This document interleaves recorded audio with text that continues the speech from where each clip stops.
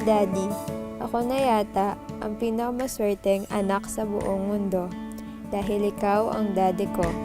Ngayong debut ko po, gusto kong malaman mo na kahit wala ang lahat ng ito, walang handa, walang party, isang yakap mo lang, okay na ako.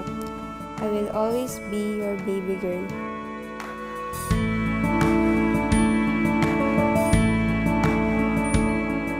Dear anak, pasensya ka na kung malayo si Daddy. At 10 taon na tayong hindi nagkikita. 10 birthday mo na ang na-miss ko. But I want you to know that I'm very proud. Hindi yata ako makapaniwala. My baby girl is now turning into a lady. Promise, babawi ako sa'yo, anak. Love, Daddy.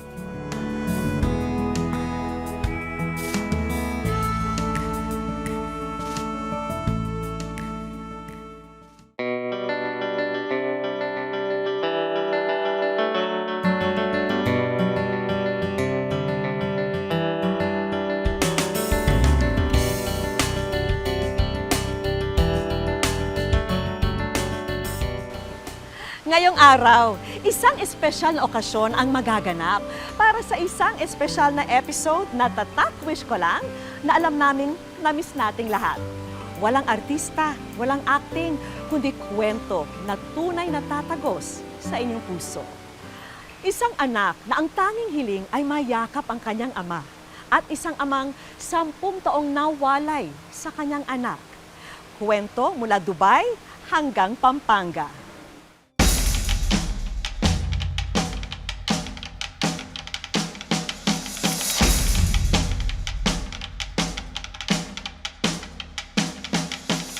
Sampung taon na sa Dubai si Ernesto Flores o Daddy Echo. Pero sa kanyang pagtungtong sa bansa, animoy sugal dahil walang kasiguruhan kung papalarin nga ba siya tulad ng ibang mga OFW. Hindi permanenteng trabaho ang kanyang mga napasukan. At kung minsan, natetenga pa siya ng ilang buwan tuwing natatapos ang kontrata.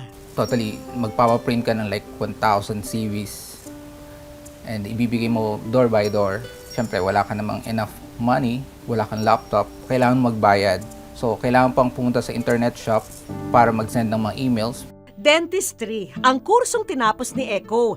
Pero kahit hindi niya linya ang mga napapasukang trabaho, sabak lang siya ng sabak. Gaya ng pagiging crane operator sa isang construction company. Maging ang pagluluto, napilitan siyang mag-aral para maging isang cook sa isang kumpanya. Kasi sabi nga nung ibang kamag-anak ko na nandito, bakit pumasok ako sa ibang field ng trabaho? Ang sabi ko lang is as long as marangal naman and nag-enjoy naman din ako. At kalaunan, lahat naman ng pagsisikap ng ama ay nasuklian. Sa ngayon, nakapagtayo na siya ng sarili niyang production house dito sa Dubai. Bilang isang single father, sa kanyang 2 anak humuhugot ng lakas at inspirasyon si Echo sa loob ng 1 dekadang pakikipagsapalaran niya sa Dubai. Yun yung parte na mahirap talaga. Kasi masyado ako naging close sa anak ko. Tinitiis niya ang maraming Christmas, New Year at iba pang mahalagang okasyon sa buhay nila na wala siya. Dahil batid niyang ginagawa niya ang lahat ng sakripisyong ito para sa kanyang mga anak. Lalo na para sa kanyang unika iha na si Ariel. Actually, hindi ko na mabilang. Dahil napaka-konti nung nandun ako. Pero lagi ko na lang nga iniisip para yun sa kanila. Pero nanghihinayang pa rin ako. Medyo masakit pagka, halimbawa, nagbe-birthday siya. Kahit kasi ibigay mo na lahat, alam mong kulang pa rin eh. Alam niyang hindi sapat na matustusan lang niya ang mga pangangailangan nila. Dahil sa totoo lang, miss na niya ang kanyang mga anak. Kung pwede lang, dalhin ko lahat sila dito. Kasi ang hirap nung, alam mo, nung bata kasi yung mga anak ko, yung totoo yung sinasabi ng iba eh, na kahit na lamok lang, ayaw mong padapuin sa anak mo eh. Yun kasi yun nakapagbago sa akin. Malapit na ang 80th birthday ni Ariel at tulad ng nagdaan niyang mga kaarawan, absent na naman si Echo sa debut ng anak. Pero kahit nasa malayo, gumagawa siya ng paraan para maging espesyal ang selebrasyon ni Ariel. Alam niya kasing isang beses lang magdedebut ang kanyang unika iha. Mahal ko yung anak ko eh. Pagdating ng January pa lang, nag-iisip na ako ng kung paano ko gagawing special. Pero syempre, kailangan ko pa rin magtrabaho. Ang magiging disappointment niya is kung hindi ako makakauwi. That day, sinabi ko sa kanya na hindi pa ako sure. Kasi ganun nga kasi ako. Ayokong paasahin yung tao. Especially yung anak ko. Pero gagawin ko yung magagawa ko. Masakit para kay Echo na hindi masaksihan ang mahalagang okasyon nito sa buhay ng kanyang panganay. Araw-araw niyang hiling na sana'y makasama at mayakap ang anak. Mula sa Dubai, nagtungo kami sa Pampanga para makilala ang anak ni Echo na si Ariel. Kwento niya sa amin, 7 taong gulang daw siya nang huli niyang makasama ang kanyang daddy. Hindi po matatapatan po ng pagkikipag-usap po through internet lang po, webcam, yung sa personal po na pag-uusap. Kasi po, pag po sa personal, mas ramdam nyo po. Tsaka po, sample po nagtatawanan, pwede po kayong mag-appear-appear. Marami na raw na iluha si Ariel dahil magkalayo sila ng ama. Sa una po, pag po yung first time po umalis, medyo mahirap po mag-adjust. As we grow up po ng kapatid ko, nasasanay naman po. Tatawagan po namin siya, tapos pag po video call, medyo umiiyak po kami kasi po pinapauwi namin siya. Hindi daw po pwede kasi nga may contract daw po siya. Kasalukuyang nasa kolehiyo na si Ariel at kinukuha ang kursong nursing. Umaasa siya na kapag siya na ang may trabaho, ay mapapauwi na niya ang kanyang ama. Sapat na raw ang maraming taong sinakripisyo ng ama nila para sa kanila. At kung papipiliin, mas masaya sana kung magkakasama sila. So, pag po nagpapadala siya, naalata ko po sa kanya, binibigay niya po lahat. Tapos, minsan po sinasabihan ko po siya, magtira siya sa sarili niya, bilhin niya yung gusto niya, kahit malayo siya, nagagawa niya po yung ganyan. What more pa po pag kung kasama po namin siya, ganun. Pinupuna naman ng kanilang lola ang mga naiwang tungkulin ng kanilang mga magulang. Pero iba pa rin daw sana kung si Daddy Echo ang nag-aalaga sa kanila. Moving up, graduation, ganun po. Kasi po, minsan si lola ko lang. Ano po, nagtatapo po ako pero di sa kanya, sa universe. Kung meron daw siyang birthday wish ngayong debut niya, ito ay ang makasama ang mga importanteng tao sa kanyang buhay, lalong-lalo na ang kanyang Daddy Echo. Hindi naman po sa hindi mahalaga po itong mga to kasi po pinaghirapan nga po nila to, lalo na po yung daddy ko. Pero syempre po mas mahalaga po yung parents. Di bali pong wala ng party basta uuwi po sila. Sa kabila nito, hindi naman masisi ni Ariel ang ama kung bakit nasa magkabilang mundo sila ngayon. Si Universe na lang daw ang bahala sa muling pagkikita nila ng kanyang ama. Thank you, Daddy, kahit medyo disappointed kasi sabi mo di ka makakauwi, pero nag-expect pa din. Malay mo, mabait si Universe sa araw na yun. Tsaka magpe-pray pa din kay God para pagbigyan ako kahit isang araw lang.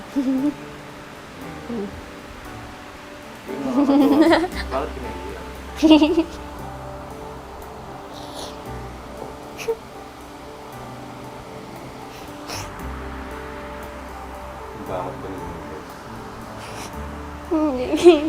Miss ko lang si Daddy.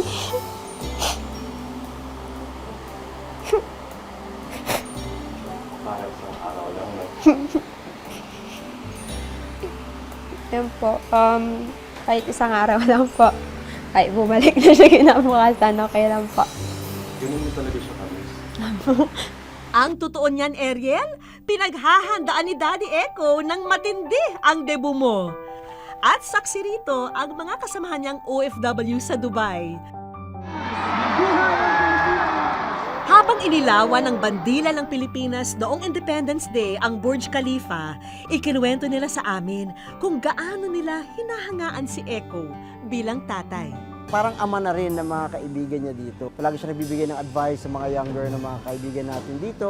Everybody knows naman tayong lahat sa OFW is talaga namang nagsasakripisyo para sa ating pamilya. But si Echo, level up. Sa sobrang pagmamahal ni Daddy Echo sa panganay, walang kaide-ideya si Ariel na may espesyal na taong dadalo sa kanyang 18th birthday. So, ito na ako punta na sa Pilipinas. Nasa aeroplano na ako, anak. I'll see you soon.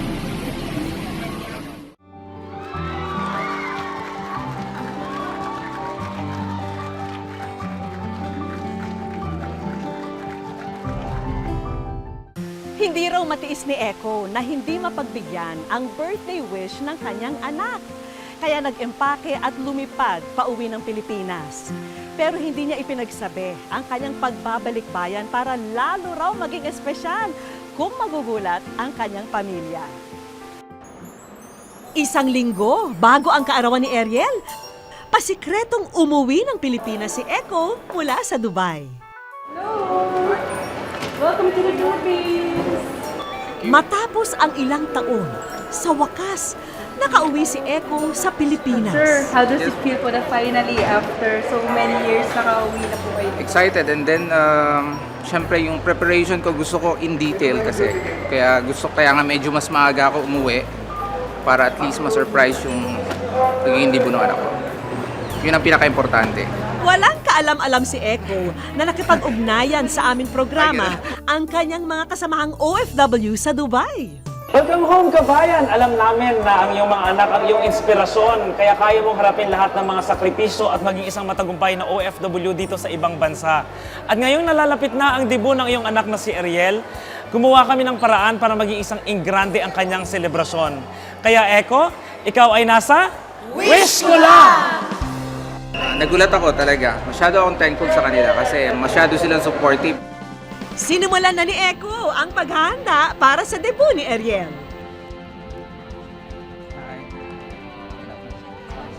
Unang sinilip ni Echo ang magiging venue. Hindi yung pinag-usapan sa ano. And wala, di ba iba yung chair na nakita ko dun sa ano eh. Pero sana nakahiwalay yung stage or someplace dito yung band. Parang ganito. Metikuloso yeah. itong si Echo ha. Binubusisi ang kalit-liitang detalye para sa pinaghahandaang event. Hi Echo! Ano? Kamusta? Okay naman. Kwento mo sa akin ngayong plano mo. Ano bang plano mo? Sige, ano yung nabivisualize mo? Siguro full of surprises para sa anak ko. Sige. Parang makaka-excited habang pinag-usapan mo. Mula doon yung preparation ko masyado ko gusto kasi in detail. Oh, sige, anong mga nabivisualize mo? Of course, Na-imagine kasi yung planning namin is fairy tale ang team. Fairy tale. Yeah. So, Yun ba yung gusto niya o yun yung gusto yun ang mo? gusto niya. Wow, congrats! Excited tayo. Siyempre, kasama ni Echo ang buong Wish Ko Lang team sa pagpaplano para sa gagawing programa. Nang sumunod na araw, sinamahan din namin si Echo sa pagbili ng isa pang espesyal na regalo para kay Ariel.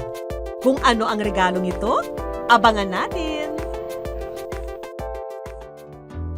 Samantala, walang kamalay-malay habang nasa bahay si Ariel.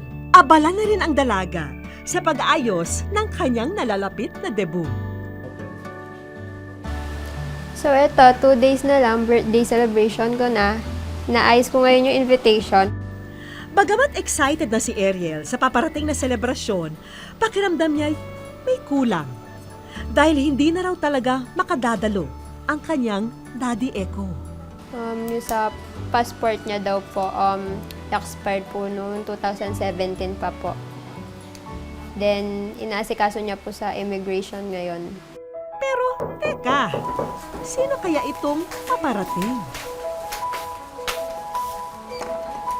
Hi Ariel, para sa ito. Thank you. Thank you.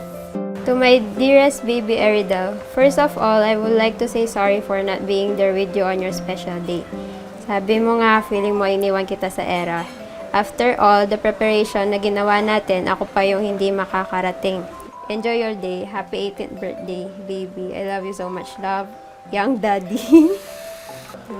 Yung katouch niya. Muli naming nakita ang pangungulila sa mga mata ni Ariel. Thank you, Daddy. Kahit ini-expect ko na nandito ka, tapos wala, okay lang. May next time pa naman. Baka mas mahaba pang panahon yun. Pero ano't anuman ang mangyari, tuloy na ang debut ni Ariel kahit pa hindi na talaga makadadalo ang kanyang Daddy Echo.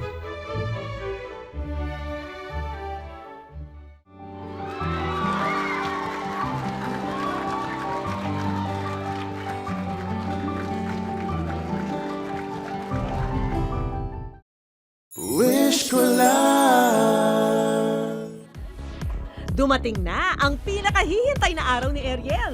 Tuloy na ang debut niya. Full swing na ang paghahanda.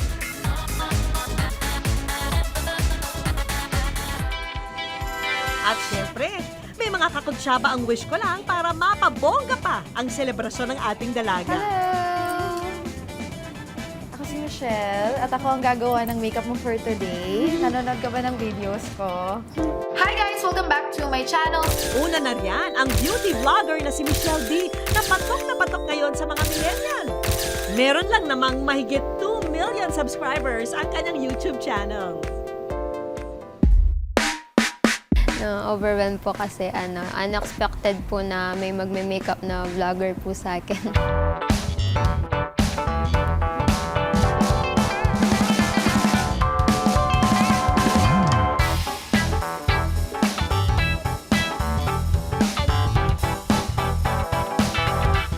Ready na rin ang bonggang gown mula sa kilalang designer na si Mac Tumang. Siya lang naman ang isa sa gumawa ng gown ng 2018 Miss Universe na si Catriona Gray.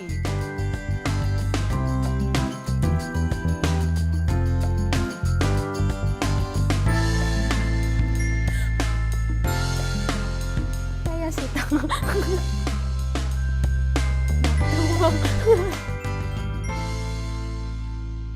Talaga namang fit for a princess ang ball gown na ito.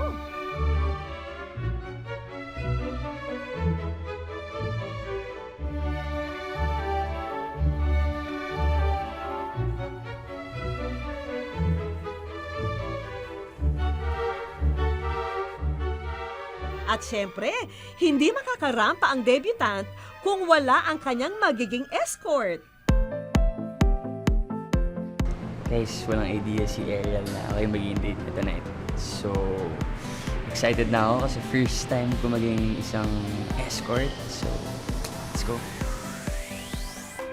Walang iba kundi ang kapuso heartthrob na si David Licauco. Ay, seryoso ka. Seryoso ka. Hi, what's up, Ariel? Hello po. Hello, I'm David. Nice to meet you. Ano mo ngayon Thank you po. Dumating nga po si Kuya David nga po. Nabigla mo, sobrang gwapo.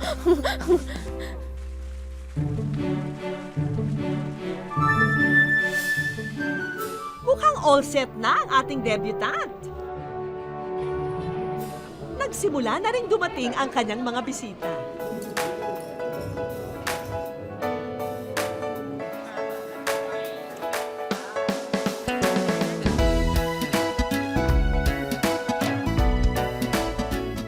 Pero walang kaalam-alam ang lahat na ang amang pinakaaasam na makasama ni Ariel sa loob ng 10 taon ay naiinip na rin. Andito rin siya at nagtatago sa isang kwarto ng hotel. Siyempre sa tagal ko nawala, parang ito na lang yung kaya ko ibigay sa kanya eh. So, kaya masaya ako na makakapiling siya.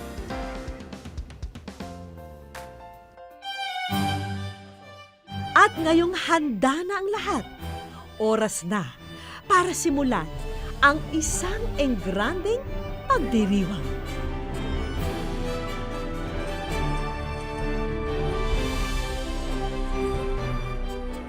Matapos ang ilang buwang preparasyon, dumating na ang pinakahihintay na sandali para kay Ariel.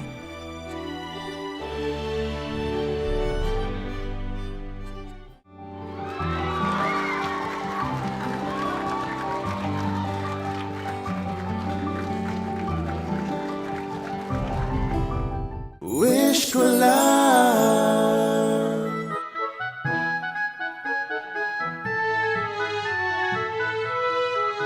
Nagsimula na ang programa. At ang isa sa mga host, ang kapuso comedian na si May Bautista. Sa inyo pong lahat, magpalakpakan naman po tayo. Welcome to Doll's 80th birthday celebration.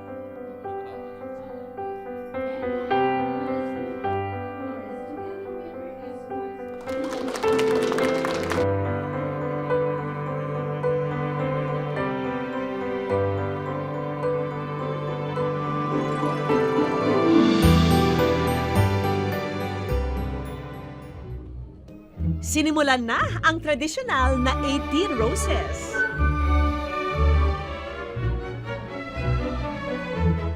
Mr. David Licauco.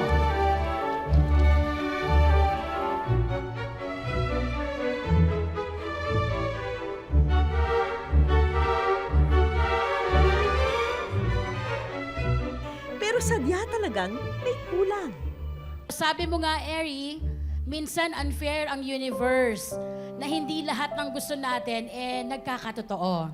Gayunpaman, may special na message sa'yo si Daddy Echo from Dubai. Pasensya na kung hindi talaga makaka-uwi si Daddy. But just enjoy your day and I'll see you soon. Sir, nakaset po tayo. O sige, kailangan ko na umalis. Hinihintay na ako eh. Happy birthday ulit. Walang kaalam-alam ang lahat na ilang hakbang na lamang ang layo ni Echo mula sa pinagdarausan ng programa.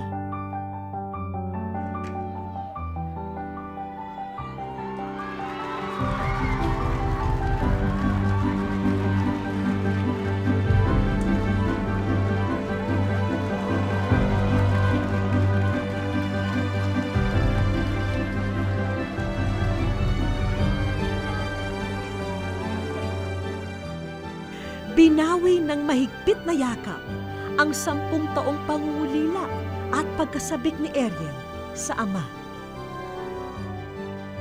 Walang katumbas ang mga sandaling ito para sa anak at ama na nagkahiwalay sa loob ng 1 dekada. kahit sandali ay mahakan, maramdaman ang iyong yakap, marinig kong Sayang kailan may hindi matutumbasan ng kahit na anumang material na regalo. nakatingala sa langit ang tanging hiling. Sana'y nandito ka.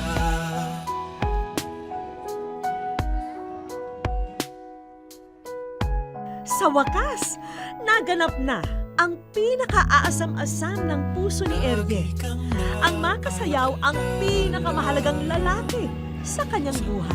Magpunta, payo mo'y aking dala.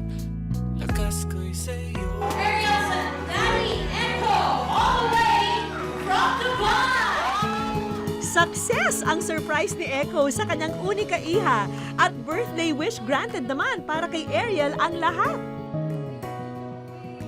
Saya ako na surprise. Ito po yung pinaka-biggest surprise ko ngayon. Alam mo kung gano'n ka kamahal, di ba?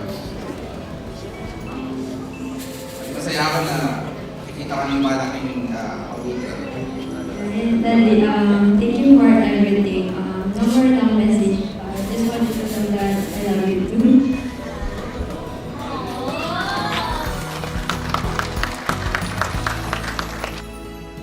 Isang sorpresa ko! Tuloy-tuloy lang ang kasiyahan at ang sorpresa.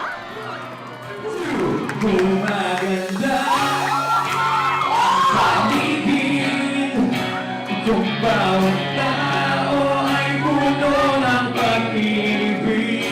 Talaga namang nag-enjoy ang lahat sa performance level ng grupo ni Yael. Masigaya lang ang iyong ngiti. Huwag gandang isipin ang isang mundong puno ng pag-ibig. Maraming salamat nga pala sa wish ko lang for making all of this happen. I believe meron pang isang sorpresa si Danny Echo para sa kanyang baby Airy.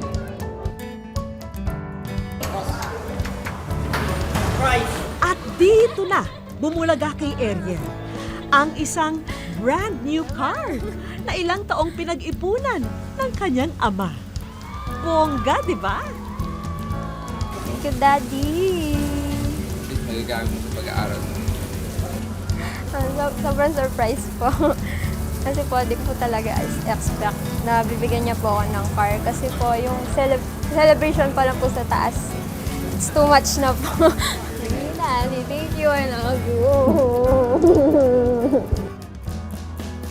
May mga kaibigan din kaming nagbigay ng regalo kay Ariel at sa kanyang mga bisita.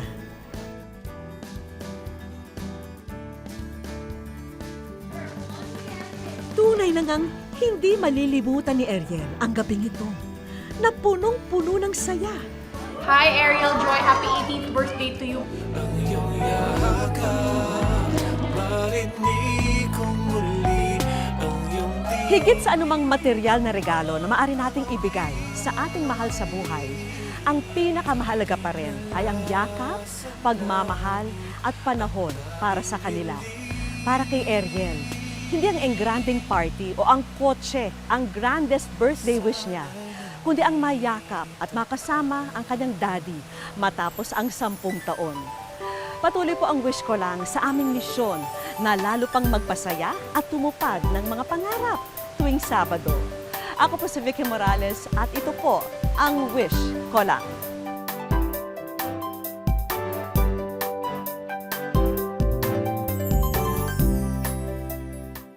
Scotty Thompson of Barangay Nebra, San Miguel. Please watch Wish Ko Lang at 4:10 p.m. What's up, it's Justin Brownlee from Barangay Nebra. Just want to invite you guys this Saturday to Wish Ko Lang. Come out and support NSD.